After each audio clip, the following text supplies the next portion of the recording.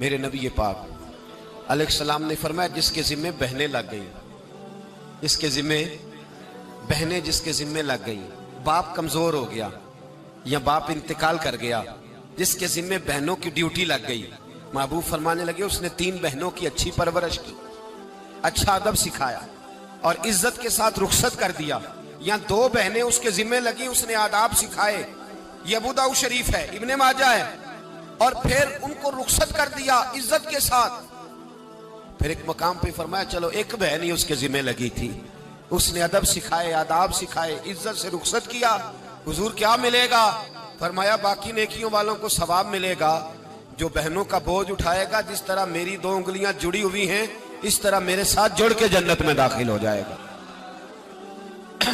ابھی اس حق کا تعین کس نے کیا؟ نبی پاک صلی اللہ علیہ وسلم۔ اب اگر کہیں یہ کہا جائے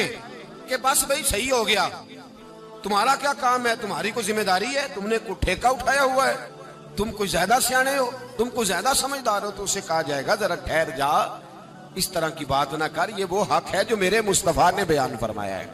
جہاں بیوی کے حقوق بیان فرمائے وہاں میرے نبی پاک نے بہن کے حقوق بھی بیان فرمائے۔ دیکھیے نا، جناب ام ہانی حضرت علی کی سگی ہمشیرہ تھی، نبی پاک صلی اللہ علیہ وسلم کی چچا زاد بہن تھی، پر اللہ کے رسول ہمیشہ انہیں تحفے بھیجا کرتے، ان سے محبت فرماتے، ان کے بچوں کے ساتھ پیار کرتے۔ فرمایا علی کی بہن نہیں، یہ میری بھی بہن ہے۔ کیا لوگوں کو تاریخ کی وہ بات یاد نہیں؟ آج میں نے دیکھا ہے بھائی کے پاس شاہ خرچیوں کے لیے بڑے پیسے ہوتے ہیں، بھائی کے پاس بڑا سرمایہ ہے، جب شاہ خرچیاں کرنی ہو، سال کے بعد 2-3 چکر کاغان نران کے بھی لگانے ہو تو اس کے پاس روپیہ ہے، پیسہ ہے، اور اگر اس کی اماں کہہ دے کہ بیٹا عید کا موقع ہے، کوئی پرانا جوڑا ہی اٹھا کے بہن کو دے آ، تو کہتا اماں حالات بڑے سخت ہیں، اب میں تمہیں کیا بتاؤں۔ ہمیں وہ بات یاد نہیں کہ نبی پاک کی رضائی بہن جناب شیمہ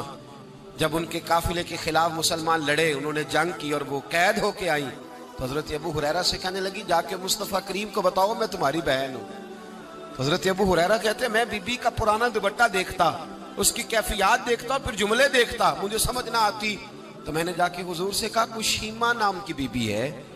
تو کہتے ہیں ابھی میں نے جملے بھی پورے ادا نہیں کیے، نبی پاک ممبر سے اٹھ کے کھڑے ہو گئے اور رسول پاک کی چادر مبارک ممبر پہ رہ گئی، محبوب اٹھ کے گئے اور پھر جناب شیمہ کو گھر لے گئے اور پھر فرمایا عائشہ کو بلاؤ، فاطمہ کو بلاؤ، سودا رفسہ کو بلاؤ، ان سب سے کہو آؤ دیکھو میری بہن میرے گھر میں آئی۔ یہ رشتوں کا احساس، یہ رشتوں کی کیفیات، یہ درد، یہ سوز، یہ حضور نے ہمیں تعین کر کے دیا ہے، یہ نبی پاک علیہ السلام نے ہمیں بتا کر کے دیا ہے۔ حضور نے ڈھیروں تحفے دیے اور ایسی آفر کی جس کے لیے امت تڑپتی ہے، ترستی ہے۔ حضور نے فرمایا شیمہ اگر تو پسند کرے تو تیرے لیے مدینے میں مکان نہ بنا دوں، اگر تو کہے تو یہاں تیرے لیے مکان نہ بنا دوں جہاں 70,000 فرشتے روز سلامی دینے آتے ہیں۔